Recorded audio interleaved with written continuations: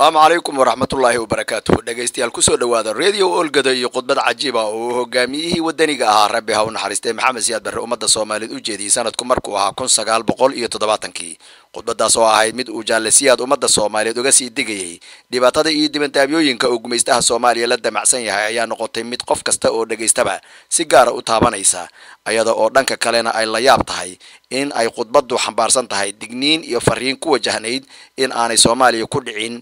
dabinka ay hadda ku jirto ee gumaystaha ku riday wax sahlan ma ahan in ay dadka intooda badan si odorosaan dhibaatooyinka ku soo fool leh laakiin si kasta oo xal yahayba waxa cad in uu Allah u naxariistay Maxamed Siyaad ahaa nin isku darsaday aqoon way aragnimo wadaniyad iyo garaad dheeri ah hadaba nala dhageyso khudbadii jaalasiyaad ee la yaabka lahayd ee uu u jeediyay ummadda Soomaaliyeed 43 sano ka hor hal sano kadib markii uu xukunka dalka Soomaaliya qabtay toorada maanta joogta iyo dadka Soomaaliya dadkiisaba wuxuu fahmay inuu qurmin yahay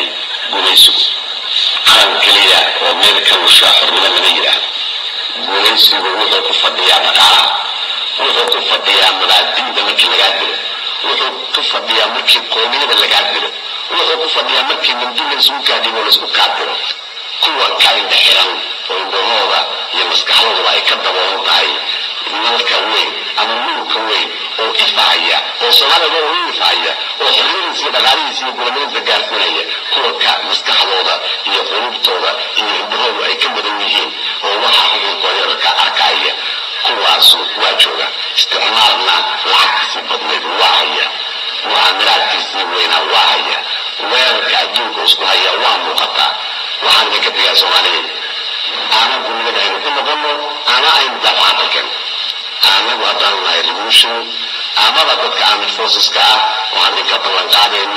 إلى أدنى كذا أردن بين سبيك النجا إلى من تقول نقولين وضع حراشة وعن معينة إلى من تقول نقولين إلى سوالي ولا يكحرود سوالي ملك استوتشو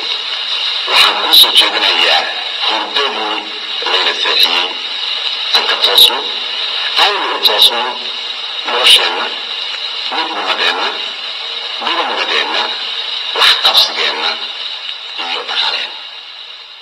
الله naxariistay in kasta oo aan halkan lagu soo koobi karin khudbadihii dhaxalgalka ah ee uu jaalasiyaad had iyo jeer ummadda Soomaaliyeed u jeedin jiray ayaa waxaan haddana idin soo gudbinaynaa khudbad la filayo inay tahay tii ugu dambeysay ee uu ummadda Soomaaliyeed u jeediyo inta uusan Muqdisho ka bixin taasoo jaalasiyaad ummadda Soomaaliyeed uga digayay fidnada ka dhalan karta qof muslim ah oo bila macna loo dilo iyo dhaca iyo boobka hantida dadka shacabka ah iminkana nala dhageyso khudbad uu jeediyo jaalasiyaadtii ugu dambeysay oo aan hubo in ay ka turjumayso waxa Soomaaliya ka dhacay qaran jabkii kadib iyo waxa iminka taaganba wax badan aan ka hadlay arrintan ana kala taliyay shacabka Soomaaliyeed dhibaatooyinka dagaalka iyo fidnada iyo waxaan jira haddana waxay la tahay laga maarmaan inay tahay inaan mar kasta aan ka daalin aan ku noqdo waxaan u jeedinay shacabka Soomaaliyeed inay gartaan isdilkaan oo faa'iido u keenayo soo jirin talabaad oo ka sii xun waxa weey haddana boobkii bilagaysiga jidaysiga xoolaha dadka masaakiinta la dhaco wax ka fool xun jira guryaha la dhacaya guryaha laga qadanaya dad baa xoolihiisa la dhacaya dukaamada la jabsanaya arrin fool xun weey aad iyo aad fool xun arrintaas waan ka hadlay hadda koor haddana waan ka hadlaya waxa ka sii xun waxa weey dhiigga dadka oo la xalaaleysanayo qof aan waxba qabin oo Soomaaliya oo islaam ah in la dilo oo loo dilo muxuu ama waa kaas ama waa keer qof ay u banaantahay ma jirto waxaan u jeedinaa shacabka Soomaaliyeed inay ka wantoogaan arrintan tan kaleeto waxay la tahay nool waa ogyahay baahi badan baa jirta baahidan hadda koor baa oran jiray biyo saacada looga dhigay haddaynan u jeesanin intaan xabad isku jeedno inaan dalkeena wax ka soo saarno oo lugtiin laga soo saari karo beeraha laga soo saari karo badda laga soo saari karo xoolaha laga soo saari karo haddayna xagga u jeesan ee aynu inagu isku jeedno waxa iman doonta ayaanu la socono haddii markii jino la sugu jiray waxaad moodaa inaanu markaanu qaldaad sameynay inaan isagana waxba ka soo soconin marka soo beerahayna iyo baddeena iyo xoolaheena isma u dhana waxa loo baahay halkaas in loo leexdo oo fidnadana laga baxo khayr ku jira fidnada ma jirto khariya doontoon aad baan ugu codalinayaa aniga oo runtii ka urxun in hadda koor boqol goor inta ka hadlay haddana aad moodo in aad ragtida u siin haddana waan ku xajinaya waan ku codalinayaa inay u dhaqaaqaan inay beerahooda fashaan badooda ka kalluunsadaan xoolahooda dhaqdaan dhibaatada tan ka baxaan ee dagaalka xabadana ay joojiyaan baan aad iyo aad ugu adkaynaya